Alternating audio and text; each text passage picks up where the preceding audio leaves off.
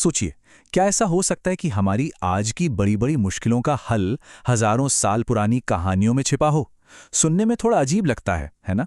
लेकिन असल में ये जो प्राचीन ग्रंथ हैं, ये उन इंसानी उलझनों की बात करते हैं जो आज भी, इतने सालों बाद भी वैसी की वैसी ही हैं। चलिए, इस बात की गहराई में चलते हैं। कभी सोचा है कि हजारों मील दूर और अलग अलग समय पर बसी सभ्यताओं में इतनी मिलती जुलती कहानियां और हीरोज कैसे बन गए? ये सिर्फ एक इत्तेफाक तो नहीं हो सकता। तो देखिए, एक तरफ हैं ग्रीक हीरो अकिलीज और दूसरी तरफ हमारे अपने महानायक कर्ण। अब इनकी कहानियों में जो समानताएं हैं ना, वो सच में हैरान कर देती हैं।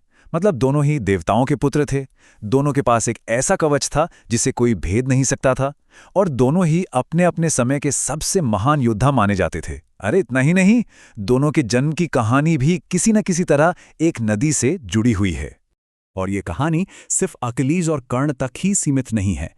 अगर हम जरा और गौर करें तो चाहे वो देवताओं के राजा हों, पवित्र त्रिमूर्ति का कॉन्सेप्ट हो, या फिर अपने ही किसी वंशज के हाथों तख्ता पलट की भविष्यवाणी, ग्रीक और भारतीय माइथोलॉजी में ऐसी समानताएं भरी पड़ी हैं। ऐसा लगता है मानो पूरी इंसानियत एक ही कहानी को बस अलग अलग तरीकों से सुना रही हो। तो आज के इस सफर में हम इन प्राचीन कहानियों से निकलकर एक युद्ध के मैदान में हुए संवाद तक चलेंगे। हम ये समझने की कोशिश करेंगे कि ये संवाद हमें कर्म की कला के बारे में क्या सिखाता है और कैसे ये हजारों साल पुराना ज्ञान आज के मॉडर्न वर्कप्लेस के लिए एक टाइमलेस प्लेबुक बन सकता है। तो चलिए, अब इन मिथकों की दुनिया से सीधे चलते हैं एक बहुत ही खास जगह पे, कुरुक्षेत्र के मैदान में, जहां इतिहास का एक सबसे अहम संवाद होने वाला है। अच्छा, जिन नायक कर्ण की हमने अभी बात की, उनकी कहानी महाभारत से आती है। और महाभारत कोई मामूली किताब नहीं, ये दुनिया के सबसे बड़े महाकाव्यों में से एक है, जो धर्म, कर्तव्य और इंसान के संघर्ष की कहानी है। और इसी विशाल महाकाव्य के ठीक बीच में आती है भगवद गीता। ये सिर्फ एक धार्मिक ग्रंथ नहीं, बल्कि एक ऐसे पल में हुआ संवाद है जब एक महान योद्धा अर्जुन अपने ही परिवार के खिलाफ लड़ने से पहले पूरी तरह से टूट चुका है, कंफ्यूज है और निराशा से घिरा हुआ है। अर्जुन के इसी कंफ्यूजन और परेशानी के जवाब में कृष्ण उसे कुछ बहुत ही गहरे दार्शनिक सिद्धांत बताते हैं। और ये सिद्धांत सिर्फ युद्ध जीतने के लिए नहीं है, बल्कि ये जीवन जीने की कला के बारे में है। सबसे पहली और जरूरी चीज है धर्म, जिसका सीधा सा मतलब है कर्तव्य या सही काम। कृष्ण अर्जुन को यही समझाते हैं कि किसी भी सही फैसले की नींव ये जानने में है कि हमारी जिम्मेदारी क्या है। एक लीडर के तौर पर, एक टीम मेंबर के तौर पर हमारा कर्तव्य क्या है। अपने धर्म को समझना ही सही रास्ते की तरफ पहला कदम है।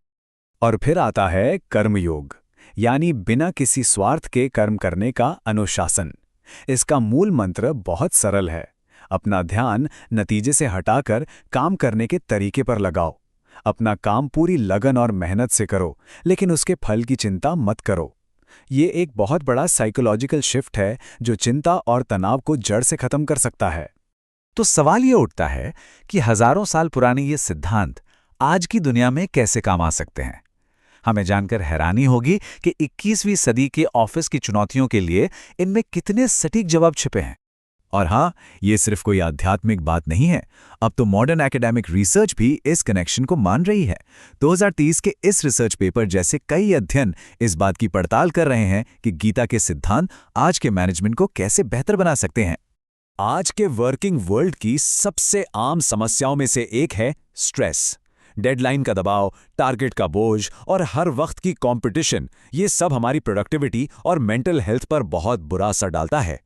और यहीं पे कर्मयोग का सिद्धांत एक सीधा और असरदार समाधान देता है।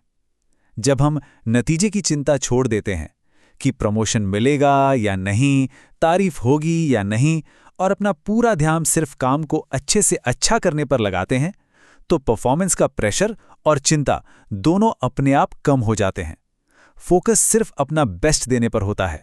एक और बहुत बड़ी मॉडर्न प्रॉब्लम है एम्प्लॉय डिसएंगेजमेंट, मतलब कर्मचारियों का अपने काम से जुड़ाव ही महसूस न करना। और ये कोई छोटी मोटी बात नहीं है। 2023 की गैलप रिपोर्ट बताती है कि दुनिया भर में, सोचिए, सिर्फ 23% कर्मचारी ही अपने काम से असल में जुड़ा हुआ महसूस करते हैं। सिर्फ 23%। ये आंकड़ा चौंकाने वाला है। गीता के सिद्धांत इसका समाधान देते हैं इंट्रिंसिक मोटिवेशन, यानी अंदर से आने वाली प्रेरणा। जब कर्मचारियों को लगता है कि उनका काम किसी बड़े मकसद का हिस्सा है और ये कि कंपनी के लक्ष्य उनकी पर्सनल ग्रोथ में भी मदद कर रहे हैं, तो वो बिना किसी बाहरी इनाम के भी मोटिवेटेड महसूस करते हैं। ये डिसएंगेजमेंट का एक बहुत ही शक्तिशाली तोड़ है। बिल्कुल, अर्जुन की तरह आज के लीडर्स को भी प्रेशर में मुश्किल फैसले लेने पड़ते हैं। कई बार सही और गलत के बीच की लकीर इतनी धुंधली हो जाती है कि फैसला लेना ही नामुमकिन सा लगने लगता है। यहाँ गीता एक ऐसे लीडरशिप मॉडल की बात करती है जो मिसाल कायम करने पर आधारित है। जब एक लीडर अपने कर्तव्य यानी अपने धर्म को लेकर बिल्कुल स्पष्ट होता है और नैतिक रूप से सही काम करता है, तो वो पूरी टीम के लिए एक स्टैंडर्ड सेट कर देता है। ये क्लैरिटी फिर बाकी लोगों के लिए भी फैसले लेना आसान बना देती है। तो जब हम इन सभी बातों को एक साथ जोड़कर देखते हैं, तो ये साफ हो जाता है कि ये प्राचीन ग्रंथ सिर्फ एक कहानी नहीं, बल्कि एक ऐसा मॉडर्न फ्रेमवर्क है जो समय की हर कसौटी पर खरा उतरा है। ये स्लाइड इस कनेक्शन को और भी साफ दिखाती है। गीता के सिद्धांत आज की मॉडर्न मैनेजमेंट थ्योरी से सीधे सीधे जुड़ते हैं।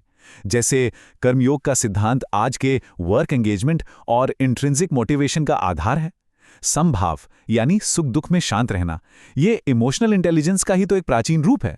और धर्म का विचार आज की कॉर्पोरेट सोशल रिस्पॉन्सिबिलिटी की अवधारणा से कितनी गहराई से जुड़ा है। कुल मिला के बात यह है कि भगवद गीता सिर्फ एक धार्मिक ग्रंथ नहीं है।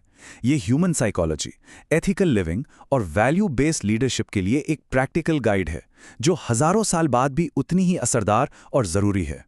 और ये हमें एक आखिरी सवाल पर लाकर छोड़ देता है। आज की इस दुनिया में जो लगातार बदल रही है, जहां सही गलत में फर्क करना मुश्किल होता जा रहा है, क्या यह मुमकिन है कि हमारे सबसे बड़े सवालों का जवाब भविष्य की किसी टेक्नोलॉजी में नहीं, बल्कि 3000 साल पुरानी एक बातचीत में छिपा हो?